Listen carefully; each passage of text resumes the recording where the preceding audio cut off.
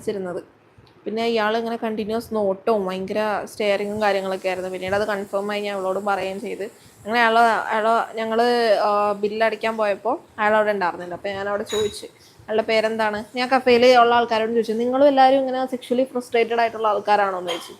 അപ്പോൾ അവർ അല്ല അവർ ഭയങ്കര ഷോക്കായി പോയി. ആണല്ലേ, ഈ പുള്ളി ഇങ്ങനെ കാട്ടിയത് അതുകൊണ്ട് ചോദിച്ചതാണ് കേട്ടോ എന്ന് പറഞ്ഞു. അപ്പോൾ ഈ പുള്ളി ഉള്ളോട്ട് വന്നത്. അപ്പോൾ ഞാൻ പറഞ്ഞു ഇയാൾ കുറച്ച് ഇതായിട്ടാണ് വന്നത്. അപ്പോൾ അയാളോട് ചോദിച്ച് നിങ്ങളുടെ കാര്യം ഇവിടെ പറഞ്ഞതാണ്, അങ്ങനെ എന്തോ ഞാൻ പറഞ്ഞു ശരി. അതാണ് അവിടെ ഉണ്ടായത്.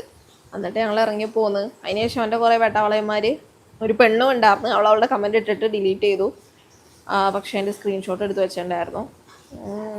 ആ പെണ്ണ് പറഞ്ഞത് യൂട്യൂബിൽ ടൈറ്റിൽ വേറെയാണല്ലോ, ഇൻസ്റ്റയിൽ ടൈറ്റിൽ വേറെയാണല്ലോ എന്നാണ്. ഞാനവിടെ ഈ മാറ്റർ പറഞ്ഞ് യൂട്യൂബിൽ ഇട്ടിട്ടുണ്ടായിരുന്നു, അതാ പെണ്ണ് കണ്ടില്ല. പിന്നെ വേറൊന്ന്, ഞാൻ